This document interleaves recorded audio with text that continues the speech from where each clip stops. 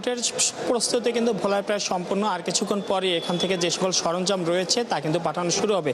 শুরুতে কিন্তু দুর্গম অঞ্চলে, বিশেষ করে এখানে 131টি আসনকে কিন্তু 131টি কেন্দ্রকে দুর্গম কেন্দ্র হিসেবে ঘোষণা করা হয়েছে এবং দুর্গম কেন্দ্রে কিন্তু প্রথমে পাঠানো হবে। এর মধ্যে ভোলা 1 আসনেও বেশ কয়েকটি দুর্গম কেন্দ্র রয়েছে। এখানে যেই প্রিসাইডিং অফিসার সহ রিটার্নিং কর্মকর্তা রয়েছেন তারা যেমনটা জানিয়েছেন যে 12টার দিকে হয়তো এই কার্যক্রম উদ্বোধন হতে পারে এবং দেখতে পাচ্ছেন যে এখানে নির্বাচনী সরঞ্জাম যা আছে তা কিন্তু সম্পূর্ণরূপ প্রস্তুত। পাশাপাশি এখানে আইন শৃঙ্খলা রক্ষায় এখানে কিন্তু নৌবাহিনীর নিয়োগ আছে, পুলিশ নিয়োগ আছে এবং তারা বলছেন যে এই যে আগামী যে নির্বাচন আর কয়েক ঘন্টা পরেই বা একদিন পরেই সেই নির্বাচনকে সুষ্ঠু করতে তারা সর্বোচ্চভাবে প্রস্তুত আছেন। তারা সব রকমের সহায়তা দিতে প্রস্তুত আছেন। ভালো মানের রডের থেকেও 12% অধিক শক্তিশালী। আকিজ ইস্পাত, কমিটেড টু কোয়ালিটি।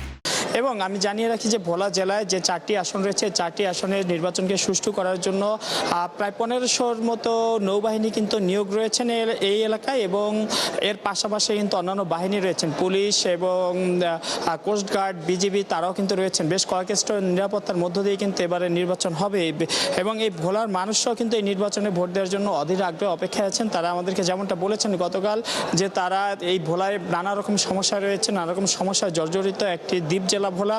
এই জেলার ভাগ্যোন্নয়ন বা এই জেলার মানুষের জন্য যে ভালো কিছু করতে পারবে, যে মানুষের ভরসা জিততে পেরেছে গত কয়েকদিনের প্রচারণায়, তাকে তারা কিন্তু তাদের প্রার্থী হিসেবে কিন্তু এখান থেকে জয়যুক্ত করবেন এবং এই ক্ষেত্রে তারা নানামুখী কথা বলেছেন যে নদী ভাঙনের সমস্যার কথা তুলে ধরেছেন, চিকিৎসার সমস্যা, যাতায়াতের সমস্যা, এই সকল বিষয়ে কিন্তু তারা জোর দিচ্ছেন এবং সেই অনুযায়ী বলা যায় যে ভোটের জন্য কিন্তু এই ভোলার মানুষ অধীর আগ্রহে অপেক্ষায় আছেন। তারা একজন তাদের নির্বাচিত প্রতিনিধিকে সংসদে দেখতে চান এবং যেহেতু বিগত আমরা সময়গুলোতে দেখেছি যে নির্বাচন কিন্তু ঠিকভাবে হয়নি, কখনো রাতে ভোট হয়েছে, কখনো বিরোধী দল বা বিপক্ষে একটি দল ছাড়া অন্যরা অংশগ্রহণ করেনি বা আমি ধন্যবাদ মাইনুল, আপনি থাকবেন, আপনি সংবাদ সংগ্রহ করুন, পরবর্তীতে প্রয়োজনে আবারও যুক্ত হব আপনার সঙ্গে।